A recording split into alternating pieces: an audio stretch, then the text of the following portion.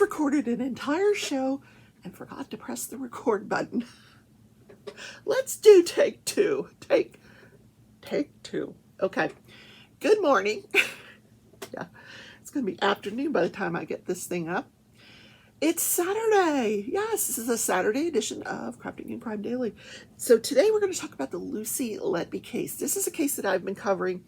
I skipped a few weeks covering it. Every Saturday I like to bring you another episode, and I'll tell you why this particular coverage of this trial is taking so long. This is a case out of the UK where Lucy Letby has been on trial since November of 2022. 6 months. 6 months this has taken, this trial. And I'm going to tell you that on May 1st, the prosecution finally rested their case. So Lucy Letby is a neonatal intensive care nurse at the Countess of Chester Hospital in the northwest section of the UK. She is being tried in the Manchester court. Interesting fact, the attorneys have KC after their name. They used to be QC, Queen Counsel. Now it's King's Counsel, both the prosecution and the defendant. So here we have like Esquire, ESQ after your name. I always had ESQ. Over there it's KC. Interesting note, huh? Now they have a very similar jury system to ours. And during jury selection, they had asked the jurors, you need to make yourself available for at least 6 months. And the ones that said they couldn't be available for 6 months were excluded from this jury. So now this jury has sat there for 6 months. But I will tell you, like over the holidays, Christmas, they took 2 weeks off. They didn't come back for another 2 weeks after that because there was a juror that was sick, and then there was a juror that had a bereavement issue with the loss of a family member. So anytime there's some issue with the jury, they just don't have court. Or if obviously if the prosecution or the defense is sick, they just don't have court. Yeah, interesting, huh? So Lucy is accused of murdering 7 babies. It's alleged she murdered 7 babies, and it's alleged she attempted to murder 10 other babies. She has a total of 22 charges that she is facing. She's in big trouble, and 22 because she attempted to murder some of those babies more than once. Yeah. So how did this go on for so long? This was all of 2015 and a lot of 2016 before they finally booted this woman out of the hospital. So, or she was arrested, so to speak.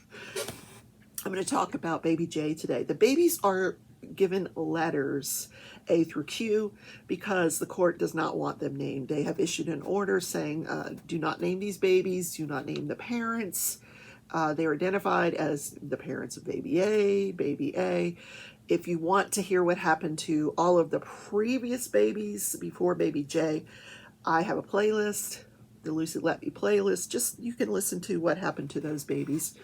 But it's interesting because it's not all the same method of operation, like an MO. Usually a serial killer, like a nurse serial killers, and those are common, will accomplish the deaths in a certain manner.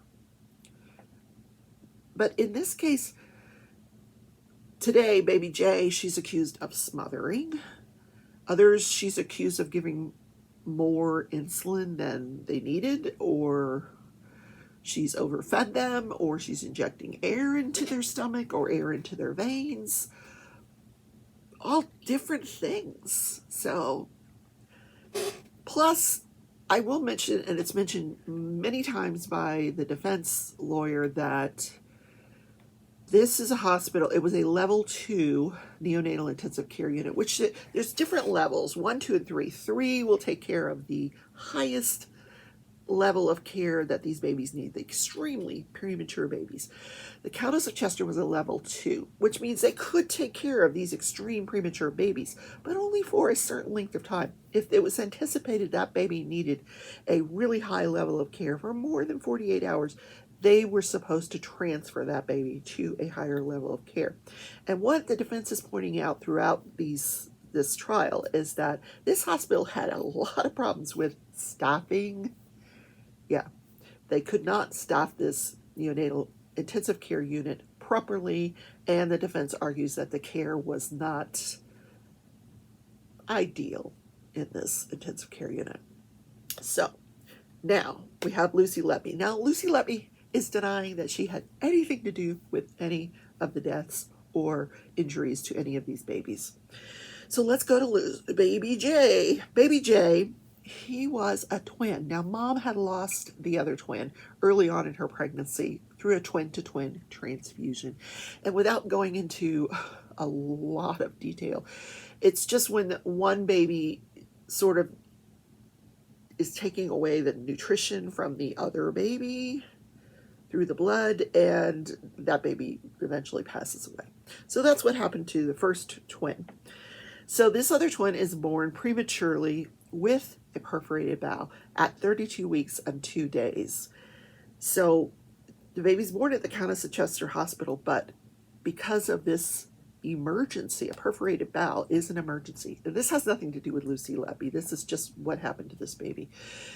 Because of this perforated bowel, they transferred the baby to a higher level of care where the baby had emergency surgery, spent 11 days recovering from that surgery, and then once the baby was recovered, he was transferred over to the Countess of Chester Hospital for further care. On the night of November 26th, Lucy worked the night shift.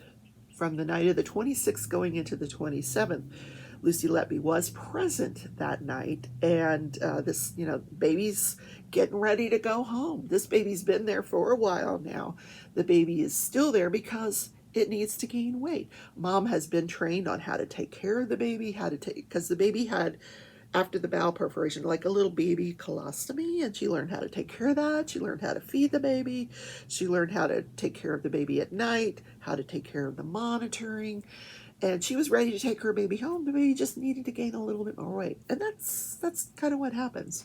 So mom was not there at the hospital, but that night, Lucy Letby, who's there, and this intensive care unit is divided into 4 nurseries. Nursery level 1 is like the highest level of care. Babies on ventilators. Level 2 is high dependency, where they might be on oxygen for a period of time. And 3 means they're there, they're growing, and 4, same thing. So this was in nursery level 3, and Lucy was assigned to that nursery that night, but she was not this baby's assigned nurse. So what happens is that some of these nurses are not qualified to give the medication by themselves. Lucy is a senior nurse by education, equivalent to an RN with specialized training, but they also had what we would the equivalent of maybe like a regular nursery nurse who hasn't been trained in intensive care, but she's in this nursery number 3 because these babies are just growing. They just need to be fed, and so she can change a diaper and feed a baby and monitor a baby. Anyway, but if they're going to give the baby medication, a senior nurse has to sign off and help them. So Lucy Letby was helping her give the medication for baby J. And so at 4:40 a.m., the baby becomes mottled and pale, not pink. We want the babies to be pink. Mottled and pale, and the oxygen level was decreased. So they treat the baby. The baby returns to normal. At 7 a.m., this baby has a seizure and a decreased oxygen level. So physicians are called to the bedside. They help the baby recover. But at 7:24, the baby has a full-blown collapse. And collapse is what the UK refers. It's the equivalent of, we call them crash, like, oh, she crashed, the baby crashed. They call it the baby collapsed. So this baby crashes at 7:24 a.m. and the doctors resuscitate the baby. But the doctor said there was no medical cause that he could determine for the cause of this seizure. They could never figure out why this baby had these 2 seizures. They did all kinds of testing. The testing came back fine. The baby made this remarkable recovery on the day shift after Lucy leaves at 7:30. Remarkable recovery. And the baby goes home and it's fine. So the experts in this case decided that because they couldn't determine the cause of the seizures, the baby must have been smothered. That would account for the seizures. I think when the jury goes back to deliberate and they go through each one of these babies individually and have to determine whether Lucy was the cause of death or the cause of injury to these babies, they're going to have a hard time with this one especially. Oh, it wasn't, we couldn't figure out what it was, so it must have been smothering. What? Here's why they suspect Lucy Letby, or why she's on trial, because she is the common denominator every time one of these babies collapses. She's there. She's Johnny on the spot. She's right there. And that is very, very unusual. And once she was taken off the ward completely, these stopped. She was first, they moved from the night shift to the day shift. Then the deaths and injuries started occurring on the day shift. Once they removed her from the ward entirely, they stopped. Except for those that you would expect, of course. Okay. The mom of baby J said she felt like the babies at the Countess of Chester Hospital were not being cared for by competent nurses. She felt like the nurses were incompetent. And again, the defense is pointing out that they were short of staff during this period of time. That the nurses were very unhappy with the staffing levels. Let me tell you something. As a former nurse and a lawyer, but as a former nurse, I have never met a nurse that didn't think they needed more staffing. Never.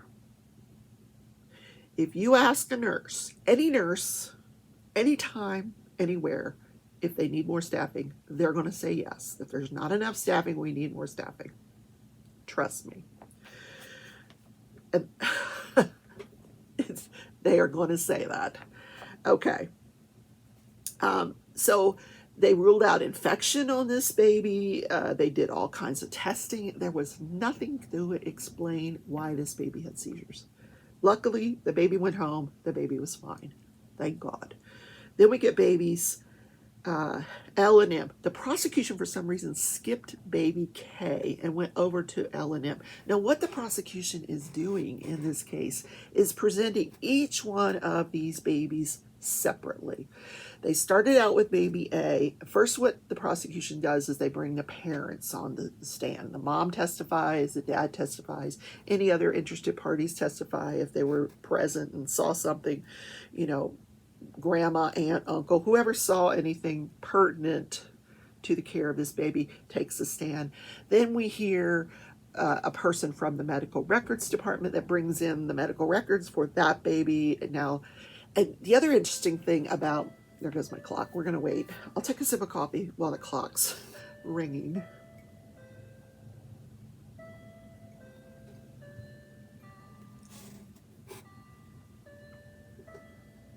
Okay. Where was I? I totally lost my train of thought. Oh, okay. So this jury has iPads. Every one of them has court-appointed iPad. And it was given to them empty. And what they do as each baby's record is introduced, it's downloaded onto their iPad. So they can take notes on their iPad. They have all of the medical records on their iPad. Everything that's introduced into the evidence goes on to the juror's iPad. How cool is that? Very progressive. I like it. So then they get this medical records. It goes on the jurors' iPads. Then they bring in the nurses, the doctors that took care of the particular baby that they're talking about. Then they bring in the experts to opine what caused the baby's death. And so they'll spend weeks, a week or two on each baby or more. That's what has taken so long. And I guess if you think about a case where someone is a serial killer and they've killed or attempted to kill 17 different individuals, it would be a lengthy trial. We know the Lori Vallow Daybell case took 6 weeks for 3 deaths. So, I mean, we're talking about 17 deaths here. Well, 7 deaths and 10 attempted deaths. So I think it's probably not unreasonable to have such a lengthy trial. It's just very unusual. Let's put it that way. So let's talk about babies L and M. These were twin boys that were born at 33 weeks gestation in April of 2016. One weighed 3 pounds, baby L, and baby M weighed 3 pounds and 8 ounces. And they were doing pretty good. Lucy Letby was at their delivery. She actually, recovered the babies. When you have these babies born probably by C-section, they take the babies, the first thing you do is you wipe them off, you suction out anything that might be in their nose or mouth, and then you assess them very quickly. You're not stopping to assess, but while you're wiping them off and stimulating them, you're assessing, are they crying? What is their muscle tone? What does their color look like? Are they breathing? You're doing all these assessments, and based on your findings in these assessments is how you treat this baby. Now, these babies were doing pretty good, breathing on their own, but they go to the ICU because they're premature. And one of the things you do is you give them prophylactic antibiotics, and you start an IV to make sure that they're getting fluid. You don't want to feed them right away because they're very premature. You don't want to stress them. 33 weeks is premature, but not as premature as some of the babies in this case. So baby L was having problems from day one with his glucose. His blood sugar was very low, and that's very common in premature or newborn babies for them to initially have a low blood sugar. So a full-term baby, you would just feed the baby and it'd probably be fine. But with these premature babies, you need to give them glucose. You don't want to feed them by mouth because their bowels aren't working yet and they're trying to breathe, and you just don't want to stress them out. So you have an IV going intravenously or through an artery in their umbilical cord, and you're giving them glucose to make sure their blood sugar is maintained, if they have a low blood sugar, which is what they were doing with this baby. But despite the fact that this baby had glucose going into his system, his blood sugars were still very, very low. So at one point, the doctor comes by and he says, I want to increase the amount of glucose in this IV.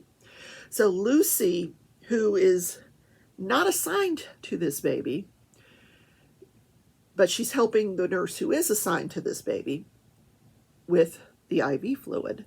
They're adding glucose into the IV fluid. While they're doing this, baby M, the twin brother, collapses. So another person takes over for them with the bag of glucose and says, you guys go take care of the collapse, the resuscitation of baby M, and I'll get to that story in a minute. So someone else hangs the glucose for baby L. However, the baby's blood sugars continue to fall. So the doctors, once again, they come by and they say, okay, we're going to add more glucose. So she and the assigned nurse go and they add more glucose to the bag. So after this baby, after the shift where all of this occurs, Lucy goes home. I got to tell you, though, let me tell you something about this shift. This was her 4th shift in a row. She had just moved into a new home that was only 2 miles from the hospital. So she was constantly volunteering for extra pennies. She was always volunteering. If anytime they needed extra help, she was Johnny on the spot. This was her fourth shift in a row. This was April 9th when both of these babies had their issues. It was a Saturday. It was the day of what they call the Grand Nationals, which, like here, it's like the Kentucky Derby. It's a horse race. And Lucy, while this designated nurse is taking a break, Lucy's on the phone, with her mom, or she's texting her mom about the horses, and she wants to put a bet on a gray mare. So she's in touch with her father, who went to the race, and she places a bet on the gray mare. She ends up winning, and she learns she's won 135 pounds. And she's planning a house party that day. So something unusual happens in the courtroom, though, during the presentation of the evidence for baby L. The doctor that took over the care of this infant after that shift where the baby had a low blood glucose, he takes the stand. Lucy gets really upset. Now, nobody knows who this doctor is, because some of these doctors and nurses, I don't know if they choose to be anonymous or they have to be anonymous for a certain reason, but they actually give testimony like behind a curtain. So you don't know who's talking. And like I said, this is not covered by cameras or recordings anyway, so you don't really, all the information I get is from a reporter that's in the courtroom. These are not live streamed anywhere. They don't have that in the UK yet. So whoever this doctor was, upset Lucy to the point where she gets up and she tries to leave the courtroom. So her attorneys bring her back, they calm her down, and she's able to sit through the testimony. But nobody knows, there was never any explanation for what upset her, or maybe, I'm thinking, courts, I'm thinking the worst. I'm thinking, does she have an affair with this doctor, or she just doesn't like what this doctor's going to say? I don't know. But in any case, baby L recovers after Lucy's shift is over. This baby recovers. Blood sugar turns out to be fine. But they do a test on this baby. The test, this is on April 9th. The test doesn't come back until April 14th. But on April 14th, the doctors learn that this baby's insulin, at the time that they did this test, the insulin in the baby's bloodstream was a mixture of the natural insulin that your body produces and unnatural insulin. In other words, somebody was injecting insulin into this baby, either through the IV or directly, probably through the IV. Yeah, scary. So that's one of the attempted murders. Now we're going to talk about baby brother, twin M. So, like I said before, on April 9th, at about 3:45 p.m. or a.m. The baby, the records show that the baby was administered some IV antibiotics by Lucy Leppy. And then at 4 p.m., 15 minutes later, the baby collapses. That's while Lucy's over there mixing up the glucose for twin L, baby M collapses. So Lucy and this other nurse go over there, and they resuscitated this baby for 30 minutes. This baby got 6-7 rounds of cardiac medications, and they were about to call it when all of a sudden, baby's fine. Starts grasping for breath, starts picking up. They're like, what? Baby recovers. No explanation. They could not explain what happened to this baby. But this is one that the doctor noticed, a rash on the stomach of this baby. And this is a rash that the doctors have seen before in cases where air has been injected into the baby. And they think with this baby, the air was not directly injected into the stomach, but went through the IV fluid. Like when she hung that antibiotic to go through that IV, they think that there was air in the IV that went into the baby. And one of the things that will happen to air, if it's in the baby's system and you're resuscitating, it's pushing that air. And this is how the baby just spontaneously recovers. Crazy. So baby L and baby M actually do recover, and they get to go home. However, several weeks later, baby M has a brain scan, and it is determined that baby M had brain damage, suffered brain damage. So we'll never reach the milestones that his brother, baby L, will have. So meanwhile, a few months later, the end of June, now the prosecution is talking about a meeting that takes place at the hospital. As it turns out, because one of the questions you guys are going to ask me, how does this hospital, why are they not doing anything about this woman?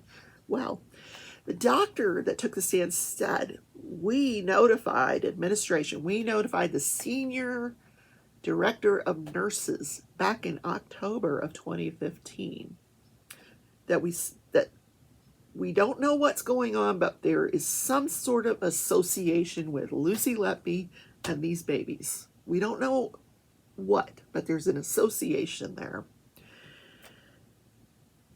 Nothing happens. She's like, I'll take care of it. We'll take care of it. We'll look into it. And the doctors are like, okay, we're going to let they're following the proper procedure. They've notified the director of nurses. She'll investigate, she'll handle it. Nothing happens. So in February of 2016, they go to her again. Hey, these things are still happening, and there's an association with Lucy Letby. But this time they also go to the medical director.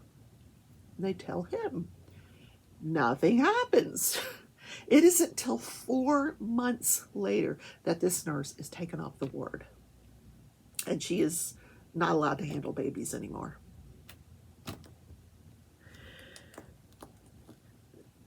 Some of these doctors asked for meetings, and when they would ask for the meetings wouldn't be set up for months. 3 months later, you can have your meeting. This is typical of hospital administration. They don't want there to be anything wrong. They really don't. They don't want to identify it. At one point, they did move her from the night shift to the day shift, and of course, the association was still happening. So we're going to talk about baby K before we go today. I'm going to get 3 babies in. This baby was born in February of 2016, 1 pound, 8 ounces, little girl. She was at 25 weeks gestation, which is very, very tiny. She does end up passing away, but not because of Lucy Letby. Just because of her extreme prematurity. Very, very sad case.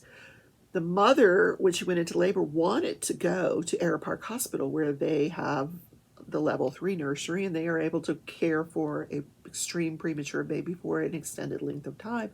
But Arrow Park was full and couldn't take her.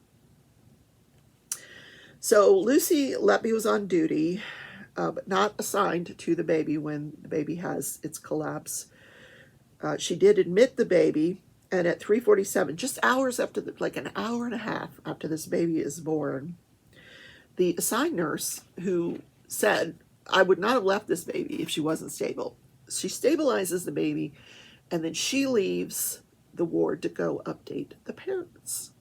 While she's gone, the only person left, this is all in nursery room 1, while she's gone, the only person left in that room is Lucy Letby. Now, one of the doctors that suspected Lucy Letby had some association with all of these collapses realizes, oh my gosh, Lucy's the only one in this nursery. And he thought to himself, I'm being ridiculous. I'm being irrational. Nothing's going to happen. We're all here. We'll hear the alarms. However, he said it just kept nagging at him. So he gets up, walks into nursery 1. Lucy is standing at the bedside of baby K, and the baby is desaturating. The oxygen level is low. However, the alarms are all shut off. She's not calling for help. She says, her defense is that I was trying to let the baby self-correct, but she's not doing anything to help the baby except stimulating it. Sometimes when you stimulate a baby, yes, you can get it to self-correct. I don't disagree with that, but this baby was not recovering. This is a 25-weeker. So they figured out, this doctor goes in and kicks, he said he kicked into, you know, work mode, and he starts resuscitating the baby. Turns out the ET tube had dislodged. They had to take the ET tube out, put another ET tube in. And this doctor said it's very, very difficult for a baby to dislodge their ET tube, especially one this premature. They're restrained, you know, minimal restraints, but they're usually not movement. They're not a full-term baby who's moving around and crying and fighting the tube. And no, they're not. It's just not happening. And they're secured. So how this thing became dislodged, no one knows. In any case, they put another ET tube down, and the baby recovers, remains on a ventilator, but continues to decline throughout the day and is transferred to another place for a higher level of care, where the baby stays for 3 days before the parents decide that to stop efforts to keep the baby alive. And the baby died from prematurity, no question. But Lucy is accused of tampering with this baby's breathing tube while the baby was at Countess of Chester Hospital. This case is crazy, crazy. Like I said, all the other parts are on the playlist if you want to go back and watch some of those about how the other babies died. So we're up to LM, we did K, LM, we got N, O, P, and Q. We got four more babies to talk about. So the defense has started their case. They are on, as of Monday, they were on day 2 of the defense case. Yeah, May, the beginning of May, and they're now on the defense case. What? Yes. Okay. Guys, have a great weekend. I'm going to go play some Xbox, my favorite pastime, other than crafting. You guys want to see what I'm crafting? I'm working on this diamond painting. I'm almost done with it. I can't wait to show you guys here. And yes, there still is a baby rabbit. It is now in the house. It found its way in the house. I could not catch this darn thing. If you want to know what happened with the baby rabbit, watch The Verdict from Lori Vallow Daybell. Watch that video and you'll see. All of a sudden, I'm like, oh, there's a baby rabbit in my craft room. Don't know how it got. It's a wild rabbit. And I did do some research. They are not. You're not supposed to keep them as pets. They are not the same as a domesticated rabbit. And it's actually illegal to do it, to have them as pets. So I'm trying to get this thing somehow trapped. I think I have them trapped under the refrigerator. I'm going to try to get this thing into a box and get it out of the house. I put out some cucumber in the craft room last night, and it did eat the cucumber. It's just a little thing like this, a little baby rabbit. It did eat the cucumber, but I just can't get it out of here. I just wanted to get it in a box and let it go. Find its mommy. Anyway, here's the top part of what it's the head of a cat. The whole thing is a cat, and within it is a landscape. Like there's a little bitty cat. There's other cats in here. There's probably a little one there, butterfly. And then the body of the cat, there's the eye. It's supposed to look like the moon and the clouds. This whole thing is going to be so cool when it's done. I'm really proud of it. It's so beautiful. This is by Baggett Biggers. That's the name of the artist. And I've done another one of his that's a dog and a landscape within the dog. So I'm going to put them up together. I think that's going to be so super cool. I want to put them up in my room just because I think they're so beautiful. Okay. I've decked your year off today. Have a great day. If you have any suggestions about how to catch the rabbit, let me know. Bye, everybody.